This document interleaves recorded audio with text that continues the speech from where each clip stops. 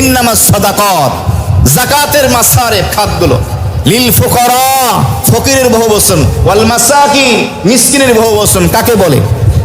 যে নিসাবের মালিক না সেই হলো ফকির। নিসাব পরিমাণ মাল যার কাছে নেই। কেউ কেউ বলেন যে না, তার কাছে কিছু সম্পদ আছে সামান্য খাওয়ার পরার জন্য, সেও ফকির। মিসকিন যার কিছুই নাই, একদম নিঃস্ব। এমন যদি হয় ফকির এবং মিসকিন, আপনি তাকে যাকাত দিতে পারবেন। এক নম্বর হলো ফকির, দুই নম্বর হলো কি? মিসকিন। মনে রাখবেন, যাকাত যাদেরকে আদায় করবেন, আত্মীয় স্বজন থেকে শুরু করে সামনে আসছি তাদের নামগুলো সংক্ষেপে বলবো, তাদের কিন্তু ফকির মিসকিন হতে হবে। যাকাতের নিসাব থাকলে কিন্তু যাকাত আদায় হবে না। তিন নম্বরে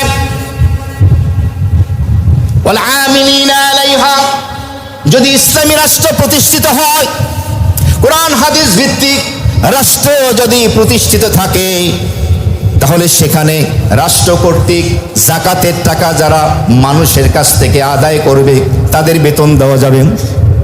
শর্ত হলো এভাবে ইসলামী রাষ্ট্র প্রতিষ্ঠিত হওয়া। 4 নম্বর ওয়াল মুআল্লাফাতি কুলুবুহুম, ওই সকল মানুষ যাদেরকে ইসলামের প্রতি আকৃষ্ট করার জন্য, অমুসলিমদের নির্যাতন থেকে বাঁচানোর জন্য, আশ্রয় দেওয়ার জন্য, ইসলামের দিকে আনার জন্য তাদেরকে যাকাত দেওয়া যাবে। তবে এই 4 নম্বর যে খাত রয়েছে এটি এখন বাদ। আবু বকর সিদ্দিক রাদিয়াল্লাহু তাআলা আনহুর শাসন আমলে তিনি এই শ্রেণীকে দেননি, কারণ তখন এই শ্রেণীর প্রয়োজন ছিল না। এই শ্রেণীর প্রয়োজন ছিল ইবতেদা ইসলাম, ইসলামের শুরু যুগে, যখন মুসলমানদের সংখ্যা কম ছিল। আবু বকর সিদ্দিক রাদিয়াল্লাহু তাআলা আনহু দেননি, ওমরে ফারুক রাদিয়াল্লাহু তাআলা আনহু দেননি, উপস্থিত সাহাবায়ে কেরাম তাদের বিরোধিতা করেননি। এই জন্য এই যে চতুর্থ শ্রেণী, তাদেরকে এখন দেওয়া হচ্ছে না। ওয়াল গারিমিনা ওয়া ফির রিকাব, 5 নম্বরে হলো যারা গোলাম, কৃতদাস, দাস দাসী। এর দুইটা অর্থ। মনিবের সাথে সে চুক্তি করেছে, যাকে বদলে কেতাবাত বলে, মোকাতাব গোলাম, চুক্তিবদ্ধ গোলাম। মালিক বলছে এত টাকা দিলে তোকে আজাদ করে দেব, মুক্ত করে দেব। এখন আপনি সেই গোলামকে যাকাতের টাকা দিলেন, মালিককে দিয়ে মুক্ত হয়ে গেল।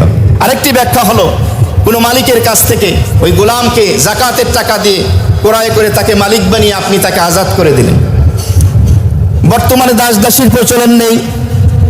এই জন্য কেউ কেউ বলেন যে কোনো আসামি যদি নিরপরাধ হয়, জেলখানায় পড়ে আছে, উকিল ধরতে পারে না, তো তুমি তাকে যাকাতের টাকা দিয়ে মালিক বানিয়ে তার মাধ্যমে, তার আত্মীয় স্বজনের মাধ্যমে তুমি এভাবে উকিল ধরে তাকে বের করার ব্যবস্থা করো। লোকটা তো নিরপরাধ। এরকম আসামি বিশ্বের জেলখানায় নাই, বাংলাদেশে নাই, অসংখ্য আছে, অসংখ্য পড়ে আছে। আর ঘরের একজন কর্তা, উপার্জনক্ষম যে, সে যখন অচল হয়ে যায়, আবদ্ধ হয়ে যায়, ঘরের সকল মানুষগুলো বুফা থাকে, ক্ষুধার্ত থাকে। এমনিভাবে অফির রিকাব ওয়াল গারিমিনা, ঋণগ্রস্ত ব্যক্তি, ঋণগ্রস্ত ব্যক্তি যেই ব্যক্তি হবে, ঋণের দাবানলে পড়ে আছে, আপনি তাকে যাকাত দিতে পারবেন। ফি সাবিলিল্লাহ, এবং আল্লাহর রাস্তায় যে আছে, আল্লাহর রাস্তায় বলতে আল্লাহর রাস্তার মুজাহিদ, তালিবুল ইলম, মাদ্রাসার ছাত্র যারা আছে, এরাও এর অন্তর্ভুক্ত। এই জন্য উলামায়ে কেরাম বলেন, যাকাত পাওয়ার প্রথম হকদার যদি গরিব হয়, আপনার আত্মীয় স্বজন, এরপরে আপনি যাকাত দেবেন দ্বীনি মাদ্রাসাগুলোতে। কেন? এই মাদ্রাসাগুলোতে এতিম রয়েছে, গরিব অসহায় রয়েছে, তারা কোরআন হাদিস পড়বে, হাফেজ হবে, কারি হবে, আলেম হবে, দ্বীনের খেদমত করবে, সদকায়ে জারিয়ার সওয়াব আপনার কবরে পৌঁছতে থাকবে। বলুন সুবহানাল্লাহ। প্রতি বছর যেভাবে যাকাতের আলোচনা করে আমি বলি, আমি 2টা মাদ্রাসার সাথে সম্পৃক্ত রয়েছি, আশা করি এবছর আপনারা যোগাযোগ রাখবেন। সব জায়গায় কম বেশি দেওয়ার চেষ্টা করবেন।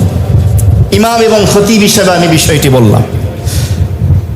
সর্বশেষ অবনিস সাবিল, যে পথিক, এমন মুসাফির, পথিমধ্যে রিক্ত হস্ত হয়ে গেছে, টাকা নেই, শেষ হয়ে গেছে, আপনি তাকে যাকাতের টাকা দিতে পারবেন। ফারিদাতাম মিনাল্লাহ, এটা আল্লাহ তাআলার পক্ষ থেকে নির্ধারিত একটি বিধান, তোমাদেরকে মানতে হবে।